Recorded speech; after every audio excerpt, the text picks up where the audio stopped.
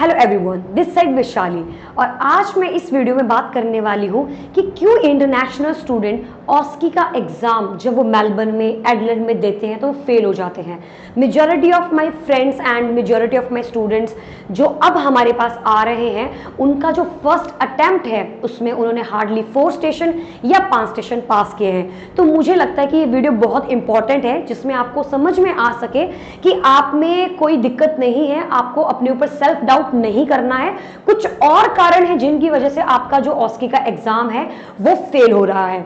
तो जो number 1 reason है इसके पीछे गाइस, तो वो मैं आपको बताना चाहती हूँ। The number 1 reason behind is anxiety. आपकी जो एंजाइटी का जो लेवल है वो आपको इस एग्जाम में फेल करता है। Now the reason is what, basically जब आप रूम में एंटर करते हैं, जो ऑस्की का स्टेशन रहता है, जब आप open the door, I am closing the door to maintain the privacy, I can see that the scene is safe to proceed, and when you hand over your ID band to the examiner, उस time पे आपकी जो anxiety है वो काफी ज्यादा shoot कर जाती है। क्यों? क्योंकि एक फॉरेनर एग्जामिनर आपके सामने है, एक फॉरेनर पेशेंट आपके सामने है जिसका कम्युनिकेशन डेफिनेटली आप हिंदी स्पीकिंग कंट्री से हो और वो एक नेटिव स्पीकर इंग्लिश का है, तो कहीं ना कहीं एक डर और एक सेल्फ डाउट उस टाइम पे हमारे दिमाग में आता है। तो ये काफी इंपॉर्टेंट कारण बन जाता है हमारे कॉन्फिडेंस का लो होने का। So guys, the number 1 thing जो हमें इस एग्जामिनेशन में फेल करता है वो है आपकी एंजाइटी। इसके लिए हम क्या करें? तो सबसे इंपॉर्टेंट पॉइंट है, इस चीज के लिए हम यहाँ पर इंटरनेशनल स्टूडेंट्स को जो इंडिया में है वो यही पे प्रिपरेशन कर सकते हैं, ताकि वो जो ड्यूरेशन है जो आप ऑस्ट्रेलिया में प्रिपेयर कर रहे हो या किसी दूसरी कंट्री में आप इस एग्जामिनेशन को प्रिपेयर कर रहे हो, तो टाइम लिमिट काफी कम आपको देखने को मिलेगा। लेकिन अगर आप इंडिया में हैं तो आपकी एंजाइटी ऑटोमेटिकली कम होगी और यहां पर जो प्रैक्टिस का और जो लर्न करने का जो ड्यूरेशन है वो भी काफी लंबा होगा, ताकि इस एग्जाम का जो डर है वो आपके दिल से निकल जाए। जो दूसरा पॉइंट मुझे लगता है कि ऑस्की फेल होने का है, that will be the main thing जो कि इंटरलिंक्ड है आपके कम्युनिकेशन स्किल्स में। तो गाइस, अब मैं आपको एक पॉइंट बताती हूँ। जैसे कि हम 5th स्टैंडर्ड में थर्स्टी क्रो या फिर कोई भी पॉइंट्स को या फिर थ्योरीज को पढ़ते थे और हमें मान लीजिए कल हमारा एग्जाम है और 2 दिन पहले हम उसे पढ़ रहे हैं और एग्जाम में आप उस 100% का कितना लिखकर आते थे? सिर्फ और सिर्फ 50%। तो यही लॉजिक यहां पर है कि जब आपको बाहर ऑस्ट्रेलिया में वो ऑस्की का एग्जाम देने जाना है एंड व्हाट, आपने जो स्क्रिप्ट है, आपकी जो थ्योरी है वो सिर्फ आपने कुछ दिन ही पहले पढ़ी है, तो जब आप उस पेशेंट को देखेंगे आधा तो ब्लैंक आप तब हो जाओगे और बचा कुचा अगर आपने उस थ्योरी को, उस कंसेप्ट को अगर रिवाइज अच्छे से नहीं किया है, अच्छे से प्रैक्टिस नहीं किया है, तो आपका वो एग्जाम अगेन फेल होने के चांसेस जो है वो बढ़ जाते हैं। तीसरा जो मैं पॉइंट यहां पे बताती हूं, दैट विल बी स्टे, यानी कि आपका रुकना। अगर आप मेलबर्न में एग्जाम दे रहे हैं और आप उसी कंट्री में स्टे कर रहे हो, ये मैं बात कर रही हूँ सिर्फ और सिर्फ इंटरनेशनल स्टूडेंट्स की। फॉर एग्जांपल जो इंडिया से हैं, तो आपने इंडिया से फ्लाइट ली, आपने फ्लाइट लगभग 70-80 हजार की अपनी फ्लाइट ली, आपने मेलबर्न में लैंड किया, मेलबर्न में लैंड करने के बाद आपने रूम ढूंढा, वो भी आपको बहुत हाई एक्सपेंसिवली कॉस्ट पे आपको मिला है और आप वहां पे अब प्रैक्टिस कर रहे हो। तो इसका मतलब क्या है?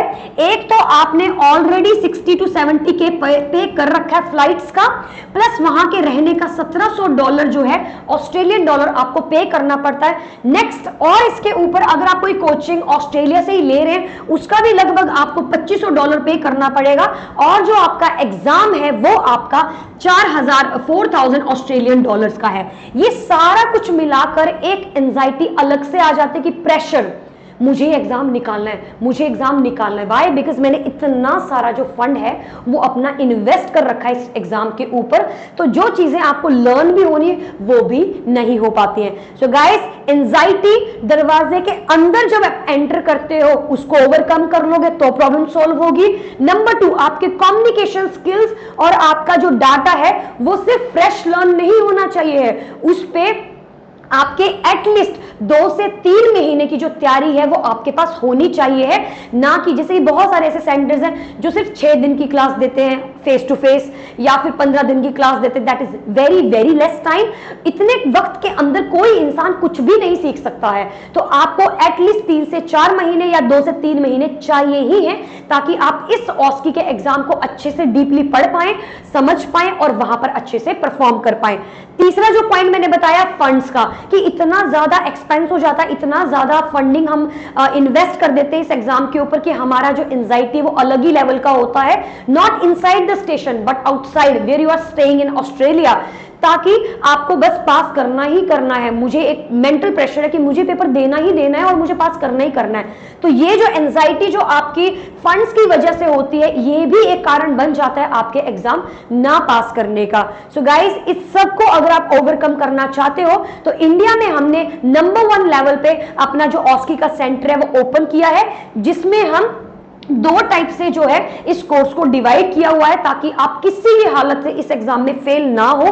पहला जो हमारा तरीका होता है जिसमें आप ऑनलाइन कोचिंग लेते हैं, जो पर्टिकुलरली आपकी लगभग 1.5-2 महीने की होती है, जहां पे हम आपको 30 के 30 प्रोसीजर्स को बोलना सिखाते हैं, किस प्रकार से बात करनी है, रूम में अंदर जाकर आपको कैसे कॉन्फिडेंस गेन करना है, क्यों नहीं डरना है, और कौन सी ऐसी बातें जो आपको मदद करने वाली है कि आप रूम के अंदर जाके अपने स्टेशन को अच्छे से परफॉर्म कर सके और अपनी एंजाइटी को रिड्यूस कर सके। सेकंड जो दूसरा पार्ट हमारा होता है वो होता है प्रैक्टिकल पार्ट। इस पार्ट के अंदर हम आपको यहां पर फरीदाबाद में अपनी लैब में बुलाते हैं, जहां पर जो एकोमोडेशन है वो भी हम ही प्रोवाइड करते हैं, सो दैट कि आपको रहने का भी टेंशन ना रहे, जो कि एक काफी इंपॉर्टेंट कारण बनता है, हमारा स्ट्रेस का कारण बनता है, जिसकी वजह से भी एग्जाम पास नहीं होता है। सो सेकेंडली आप जो है वो प्रैक्टिस करेंगे हमारे साथ, हम आपको सिखाएंगे, और द मेन थिंग जो हम आपको प्रोवाइड करते हैं, जो कहीं पे भी आपको प्रोवाइड नहीं किया जाएगा, दैट इज असेसमेंट।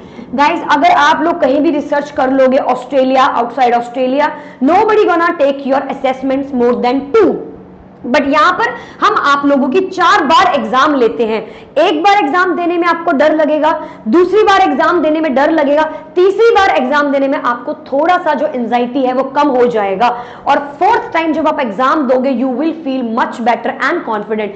यही वो चीज है जो आपके एंजाइटी को ओवरकम करती है और आपके कम्युनिकेशन स्किल्स को बेटर और बेटर और बेटर करती चली जाती है। आई होप इस वीडियो में आपको अच्छे से समझ में आ गया होगा कि अगर आपने ऑस्की फेल किया है तो आपका क्या कारण रहा था, या तो उस रूम में एंटर करने के बाद एंजाइटी, या तो आपकी कम्युनिकेशन कुछ वीक थी, आपको समझ नहीं आता मैं क्या पहले बोलूं और क्या बाद में बोलूं, या फिर आपका जो फंड्स हैं जो इतने ज्यादा आपने इन्वेस्ट कर रखे हैं और जिनकी वजह से आपके मेंटल स्ट्रेस थोड़ा सा है कि पता नहीं मैं पास करूंगी कि नहीं करूंगी, इतना फंड्स मैंने लगा दिया है, मैं दोबारा पेपर नहीं दे पाऊंगी, इतने फंड्स मेरे पास नहीं है कि मैं दोबारा खर्च करूं। तो ये सब कारण आपके बन सकते हैं इस ऑस्की एग्जाम को फेल होने के। तो अगर आपको इससे रिलेटेड और भी कोई इंफॉर्मेशन चाहिए, आप हमें डेफिनेटली कमेंट बॉक्स में लिख सकते हैं, ताकि हम आपकी मदद कर सकें। Thank you so much.